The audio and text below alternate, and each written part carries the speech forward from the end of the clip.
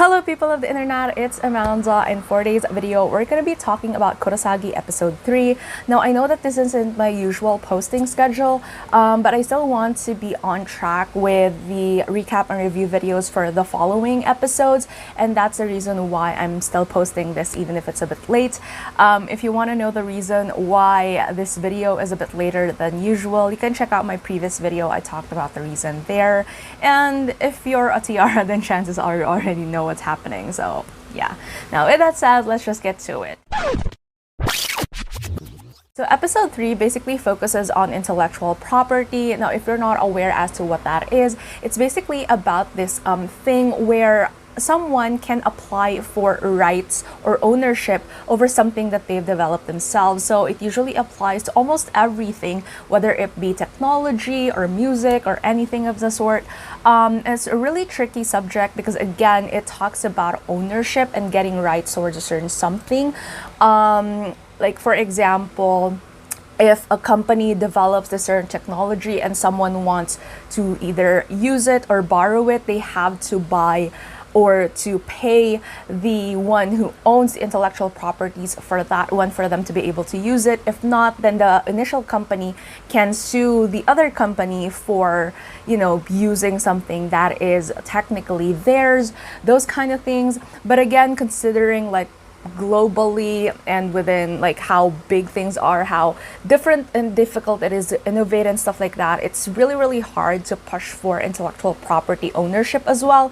And yeah, it's a really tricky subject in a way, and the scam that is covered in this particular episode focuses on that. Now, it's definitely a lot technical, so I don't think I would be able to explain it with much clarity as compared to like the first couple of scams that were mentioned in the other episodes. So I would just keep some of the details about the scam to something a bit more general, I guess, but I'll just focus more on the other themes of the episode as well, which I feel like is a lot more bigger in terms of the highlights and just how it adds value to the overall plot. So yeah, but basically Kurosaki gets information about this intellectual property company who what they do is they kind of like gather people to these things, and it involves a lot of like settlement lawsuits and other issues like that again covers the idea of intellectual property ownership or rights to a certain technology, stuff like that. But as I mentioned earlier, it also applies to different things, not just technology, and Kurosaki uses a certain trick to be able to infiltrate, or obviously to do his usual thing when it comes to Shirosagis, and the one that he used is in line with music. So if you're a Taylor Swift fan, then you'd probably be already aware of what happened between her and her masters, like why she's re-recording her old stuff into Taylor's version. But basically the idea of it is back when she was younger, she signed off the rights to her masters. The masters are like the official recordings of the song that is the one that's being distributed globally for sales and stuff like that into other platforms. But since she's also the composer and songwriter for most of her songs, so there's definitely this issue of ownership, but again, it's a very complicated business. But if you're well aware of the whole Taylor Swift situation, I feel like that's the one that they referenced for this particular episode when it comes to Kurosaki sort of like consulting when it comes to the artists that he has in his catalog, given this guys in this narrative. And yeah, it's all talking about they wanted to aim for global distribution, so they need help in terms of securing intellectual property rights for the catalog that they have. So yeah. Now, what's interesting about this one is he encounters Shiraishi, which in this case is works as a lawyer for the owner of the intellectual property company that Kurosaki is trying to swindle. And it becomes a little bit tricky because of Shiraishi's presence. It becomes hard for Kurosaki to sort of like get a grasp of the situation as easily as he usually does. But it is revealed earlier on in episode 1 that Shiraishi is actually acquainted with Katsuragi as well. So it's kind of like interesting, like how this entire dynamic is. Like obviously, Shiraishi is aware of who Kurosaki is, and then Kurosaki later on into the story was a little bit blindsided by the idea that Shiraishi knows about him. So he charges to Katsura to confront Katsuragi, but then Kaneko-san is the one who talked to him about it, and then it was revealed that Shiraishi is also a Shirosagi, but the way that he operates is a little bit similar to Kurosaki. Their backstories are very, very similar. He only targets certain companies, and he doesn't just swindle people for the heck of it, but he also has his own purpose, and that's why it's an interesting dynamic between him and Kurosaki, because again, they might be different in terms of who they victimize in a way. Like Kurosaki swindles other swindlers, whereas in a way Shiraishi swindles corporations and stuff like that, but their motivations are equally the same. It's about hitting people who has something to do with what happened to them in the past and what motivated them to do what they do. So they sort of like had this understanding. And what's interesting is, again, the episode focused more on Kurosaki's relationships and how these different people are kind of like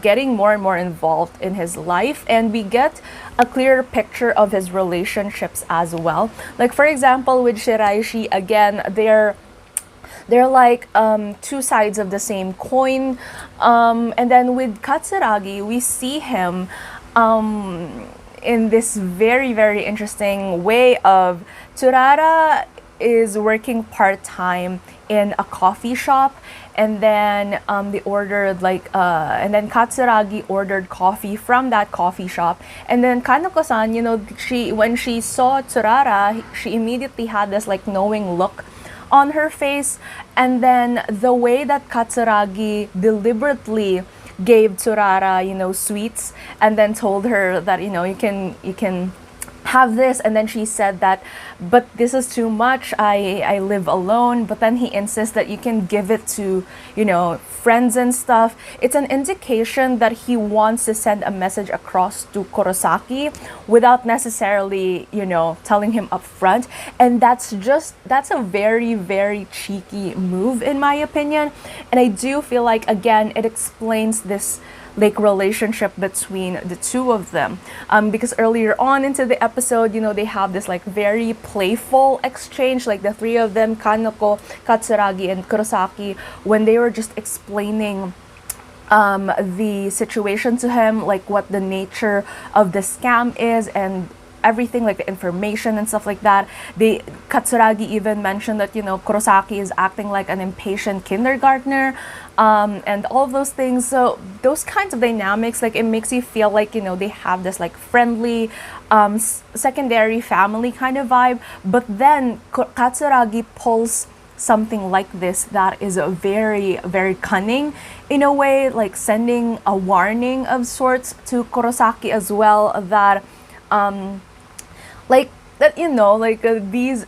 that certain people are getting too involved in him, and obviously if something happens, then Katsuragi will also be in danger if ever like this thing that they operate gets a little bit more complicated because of other people. Kashina is also getting a little bit more obsessive in a way of getting into Kurosaki and all of these things. So I'm really curious as to how they're gonna develop these relationships even further. And also, again, we keep seeing Katsuragi with Mikimoto as well. They have this relationship as well, and it's intriguing how Katsuragi is talking to Kurosaki on the phone, but he's also with Mikimoto. So again, Katsuragi is a very, very interesting character, and that's why it's the dynamic between him and Kurosaki is always so fascinating to watch. But what's interesting is until the end, because because Torara already knows to some extent like Kurosaki's backstory and motivations, because she looked it up and she sort of like connects what happened to, you know, in that news piece and why Kurosaki is the way he is.